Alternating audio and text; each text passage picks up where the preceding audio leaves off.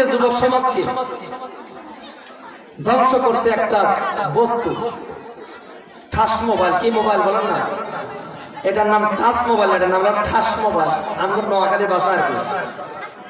ঠাস মানে হলো ওই যে ছাদের উপর থেকে ফোর্সে আর ঠাস করে ফেলে গেছে, বলে কি বলে না।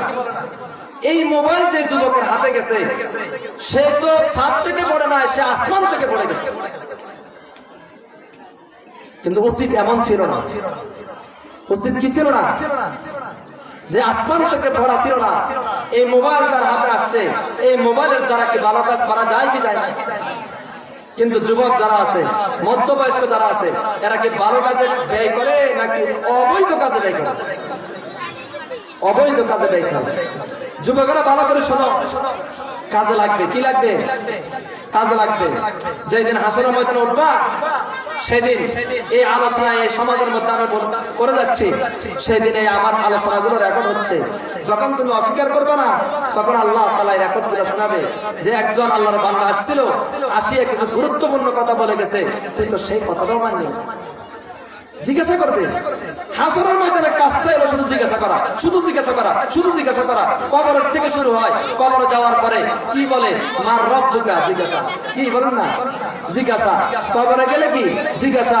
মার রব্বুকা, তোর রব কে? যদি নেককার হয় তাহলে বলে রব্বি আল্লাহ। আরে ব্যাককল, সে বলে ফেরেশতাকে তুমি কি পাগল নাকি? সারা জিন্দেগি হায়াত যতটুকু পেয়েছি কতটুকুর মধ্যে আমি আল্লাহ আল্লাহ আল্লাহ আল্লাহ বলতে বলতে মুখ দিয়ে ফেনা বের করে ফেলেছি। আল্লাহু আকবার নামাজের মধ্যে বলছি, আল্লাহু আকবার মিছিলের মধ্যে যাইয়া বলছি। আমার নেতা তোমার নেতা বলি নাই, সেখানে নারায়ে তাকবীর আল্লাহু আকবার বলেছি। আর আজকে তুই আমার আল্লাহ শিখাইতে আসছস, খবরদার আল্লাহ সম্পর্কে জিজ্ঞাসা করবি না। অগ্রিম জবাব দিয়ে দি, আমার রব হলো আল্লাহ। কে বলবে বদকা নাকি নেকটা? কবরে জিজ্ঞাসা, ওমা দীনুকা, তোমার দিন কি? তোমার দিন কি জিজ্ঞাসা করবি কি করবে না? কবর থেকে শুরু হয়ে যায় জিজ্ঞাসা করা। জান্নাতে ঢোকার আগ পর্যন্ত চলবে জিজ্ঞাসা। জান্নাতে ঢোকার আগ পর্যন্ত কি চলবে? জিজ্ঞাসা চলবে। মুহতারাম হাজিরিন, এই যুবক মোবাইলটা নিয়ে শয়তানের সাথে মুনাজাতে বসে। কিসের সাথে বলে? আগের যুবকেরা কিসের সাথে মুনাজাত করত? আগের যুবক যারা ছিল তারা আল্লাহ তাআলার সাথে মুনাজাত করত। যুবক যে সেই যখন শেষ রাতে ঘুম থেকে উঠতো, উঠার পরে এই ঠান্ডা পানি দিয়া ওযু করিয়া 2 রাকাত নামাজ পড়তো, তার কপালটা আল্লাহ তাআলা জমিনের সাথে ঠেকিয়ে দিত আর বলতো সুবহান রাব্বিয়াল আলা। কিন্তু আজকের যুবক যখন শেষ রাতে ঘুম ভাঙে, ও মুসলমান বলেন, ও যুবকরা বলো, শেষ রাতে যখন ঘুম ভাঙে তখন মোবাইলটা টানিয়ে নিয়া দেখে যে আজকে খেলাটার কি অবস্থা। খেলা চাইতে চাইতে ঘুমাই গেছে, হঠাৎ ঘুম ভাঙছে, তাড়াতাড়ি মোবাইল লইয়া দেখে যে ফুটবল খেলা চলতেছে, কে কয় গোল দিল, ক্রিকেট খেলা চলতেছে, কে কয়বারে জিতলো, কে হারলো। অথবা কোন একজন অশ্লীল নায়ক নায়িকার ছবি দেখলো, দেখিয়া অর্ধেক যায় আসে, এটা ঘুমিয়ে পড়ছে, পর আবার উঠিয়া হাই হাই আমার তো অর্ধেক রয়ে গেছে, ওটা শেষ করে কি করবা বলো না? এটা কি বানাইয়া বলি আমি? যুবক ঘুম থেকে উঠিয়া নাটক দেখে না? যুবক ঘুম থেকে উঠিয়া মোবাইলের মাধ্যমে কি উলঙ্গ ছবি দেখে না? একজন যুবক তার ভিতরে শাহওয়াত, তার পুরুষত্ব এটা থাকবে, এটাই বাস্তব। এটা আল্লাহ দিয়েছে। কিন্তু তার মানে এটা নয় এই যৌবন কালটা সে এই শয়তানি কাজের মধ্যে, উলঙ্গপনার মধ্যে, প্রেম প্রীতির মধ্যে লাগাই দিবে। এটা যুবকের কাজ নয়। যুবককে ঠিক করেন, যুবককে ঠিক করেন, না হলে এই সমাজ যেদিকে যাচ্ছে এই সমাজে কেউ কাউকে মানবে না। একজন বৃদ্ধকে দাড়িটা ধরে একটা থাপ্পড় লাগাই দিবে, এর বিচার হবে না। এর বিচার কি হবে না? সব বেয়াদব হয়ে যাচ্ছে, সব বেয়াদব হয়ে যাচ্ছে।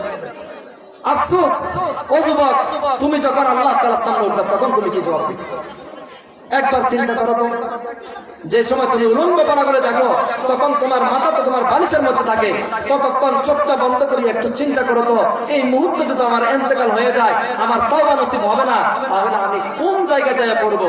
অথচ আল্লাহ তাআলা হাদিসের মধ্যে বলছেন ওয়াশাবুন নাশা ফি ইবাদাতিল্লাহ। আল্লাহ তাআলা বলেন আরশের নিচে রহমতের ছায়ার নিচে আমি 7 শ্রেণীর লোকদেরকে আমি জায়গা দিব। এই 7 শ্রেণীর লোক আরশের নিচে রহমতের নিচে ছায়ার নিচে তারা থাকবে। তারা মতির মিম্বরের উপর বসে বসে একজন আরেকজনের সাথে মুতাকাবিলুন, একজন আরেকজনের সাথে এভাবে পাশাপাশি বসিয়া তারা গল্পগুজব করবে আর সমস্ত মানুষ হাসরের ময়দানে দৌড়াবে। ওই সময় আল্লাহ বলেন 1 নাম্বার হলো যে বাচ্চা ইনসাফগার, 2 নাম্বার হলো যেই যুবক তার যৌবনকালটা আল্লাহ তাআলার ইবাদতে কাটিয়ে দিয়েছে। সুবহানাল্লাহ। হাই হাই, যারা বৃদ্ধ হয়েছে তাদের আফসোস এখনই শুরু হয়ে গেছে। মৃত্যুর পরে কি পরিমাণ আফসোস হবে, কি পরিমাণ আফসোস হবে একবার চিন্তা করে দেখেন।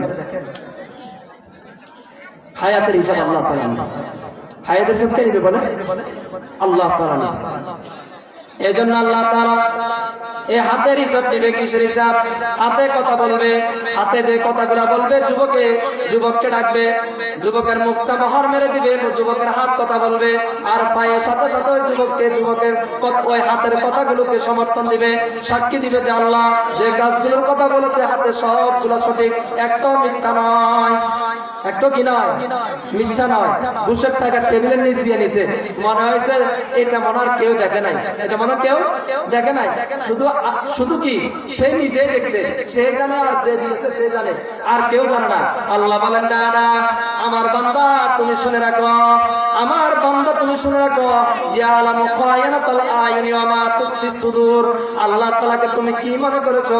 আল্লাহ তাআলা তোমার চোখে যে খেয়ালত করে, চোখের মাধ্যমে যে তুমি একটু গুনাহ করো, সামান্য গুনাহ করো, একটু চোখের ফাঁক দিয়ে যে তুমি টিভির পর্দাটা দেখেছিলা, একটু চোখের ফাঁক দিয়ে যে তুমি যুবতী মেয়েটার দিকে তুমি তাকাইছিলা, এটার ব্যাপারে আল্লাহ বলেন আমি জানি। আমি কি জানি? আমি জানি। আল্লাহ বলেন এটা নয় শুধু, আরো ভিতরে তো জানি। সেটা কোনটা? ওমা তুখফিস সুদূর। তোমার অন্তরের মধ্যে একটা জিনিস গোপন দেখছো, যেটা কাউকে বলনি, এমনকি তোমার স্ত্রীকে বলনি, তোমার সন্তানদেরকে বলনি, পিতা মাতাকে বলনি, আল্লাহ বলেন ওটাও আমি জানি। তাহলে টেবিলের নিচ দিয়ে যে 200 টাকাটা নিলা, এটা আল্লাহ জানে কি জানে না? আল্লাহ জানে কি জানে না? জানা। এই জন্য আমার সময় মানে শেষ হয়ে গেছে, কতক্ষণ বয়ান করবো জানি না। তো আমি সংক্ষিপ্ত আলোচনা করছি, এগুলো এক একটা অনেক লম্বা আলোচনা, বিস্তারিত আলোচনা। তো যুবক এই মোবাইল দিয়ে ধ্বংস হয়ে যাচ্ছে, ফ্রি ফায়ার খেলে, খেলা দেখে, এই উলঙ্গপনা লট্টুকিদের নাচগুলা দেখে, কি দেখে, এগুলা দেখতে দেখতে আস্তে আস্তে আস্তে আস্তে জেনার দিকে যায়। কোন দিকে যায় বলেন? একটা যুবতী নারীর সাথে সম্পর্ক করে কি করে না?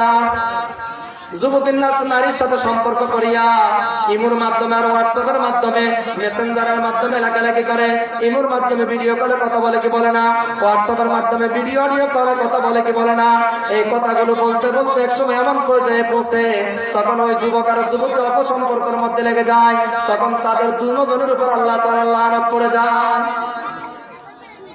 যুবক যখন গুনাহ করে, বৃদ্ধ যখন গুনাহ করে, তাদের 5টা ক্ষতি হয়। কয়টা ক্ষতি বলেন? মনে রাখবেন, কয়টা ক্ষতি? 5টা ক্ষতি। কে বলছেন?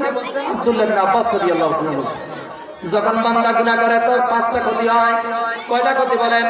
যে চোখের গুনাহ করে তার 5টা ক্ষতি, যে অন্তরের গুনাহ করে তার 5টা ক্ষতি, যে অঙ্গ প্রত্যঙ্গের গুনাহ করে, হাতের গুনাহ করে, পায়ের গুনাহ করে, ব্রেনের গুনাহ করে তার 5টা ক্ষতি। 1 নম্বর আব্দুল্লাহ ইবনে আব্বাস রাদিয়াল্লাহু তাআলা বলেন, সাওয়াদান ফিল ওয়াজহি, ওই যুবক হোক, বৃদ্ধ হোক, যুবতী হোক আর বৃদ্ধা মহিলা হোক, যেই গুনাহ করুক না কেন, আর আব্দুল্লাহ ইবনে আব্বাস রাদিয়াল্লাহু তাআলা বলেন সাওয়াদান ফিল ওয়াজহি, তার চেহারাটা কালো হয়ে যায়। কি হয়ে যায়? কালো হয়ে যায়। যারা রাত জাগিয়ে জাগিয়ে মোবাইল দেখে দেখবেন, চেহারার দিকে তাকালে বলতে পারবেন যে মোবাইল দেখছে। যে নামাজ পড়ে বেনামাজি চেহারার দিকে তাকালে বলা যায় কি যায় না? একজন নামাজি ব্যক্তি চেহারার দিকে তাকাইবেন, নেককার আরেকজন বদকারের চেহারার দিকে তাকাইবেন, দেখবেন আপনি আলাদা করে ফেলতে পারবেন। একটা হলো রাত আর একটা হলো দিন। একটা হলো রাত আর একটা কি? দিন। 1 নম্বর হলো সাওয়াদান ফিল ওয়াজহি, 2 নম্বর হলো ওয়া যুলমাতান ফিল কলবি, যখন বান্দা গুনাহ করে তখন তার অন্তরটা কালো হয়ে যায়। অন্তর কি হয়ে যায়? কালো হয়ে যায়, কালো হয়ে যায়, মারাত্মক কালো। যে অন্তরের মধ্যে আর কোনো ভালো কাজ করতে ভালো লাগে না, কোনো ভালো কাজ তার আর ভালো লাগে না, শুধু গুনাহই করতে মন চায়। তার নফসটা ওই আগের কথায় যাইতে যাইতে নফসে আম্মারার মধ্যে চলে যায়। নফসে আম্মারার অধিকারী যারা তারা জাহান্নামী, নফসে মুতমাইন্নার অধিকারী যারা তারা জান্নাতুল ফেরদাউস। সুবহানাল্লাহ। আমার কথাগুলো কি বুঝেন আপনারা?